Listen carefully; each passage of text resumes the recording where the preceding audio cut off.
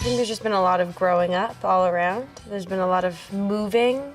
Kate has moved into Charmaine's house to kind of help prepare Charmaine for her new baby, the new member of the family. I think in the past 2 seasons, Kate has been searching, as we all do, to try and figure out who she is and what it is that she's good at, where her place is. She lives in a very discombobulated family with a mother who is constantly other people, and I think it kind of has given her this strange sense of where she fits in. Where does she fit in?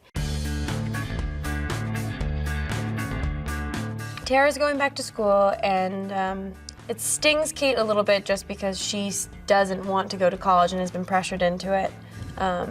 So I think it's a little bit shoved in her face at first, but it later pushes her to do something great with her life. But I think for the most part, she's pretty happy for Tara that she's kind of finding her path, and she seems to be keeping it together well until later in the seasons when we realize that the stress is maybe too much.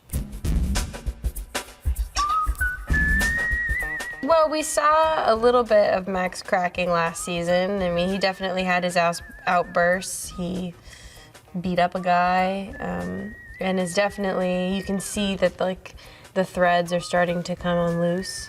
And his job is noble protector, and he's always been kind of the white knight of the family, and has always been financially able to support this family. And the economy's rough, and it's making his business start to go downward, and that's his role. And for him to feel like his role is being depleted or taken away from him is very emasculating, and is putting a strain on their relationship and on the family.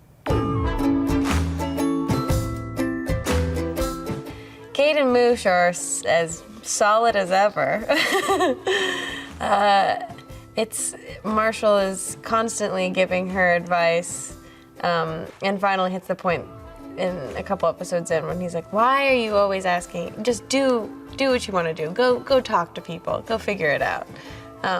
It's funny that a little brother can be so wise, but Marshall's dealing with his own problems, he's trying to find himself as well, and she tries to give advice, but I don't know if Kate gives the best advice. I think she's wrong a lot of the time.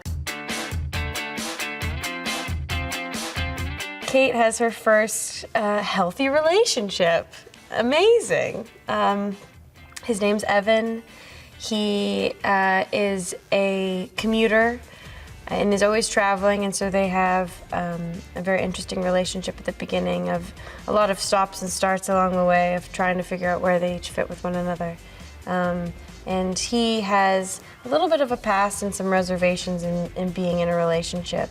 So it takes Kate to kind of bring a new sense of life, revive him in a way. And he is stable and has been married and has a kid, and kind of levels her out a little bit.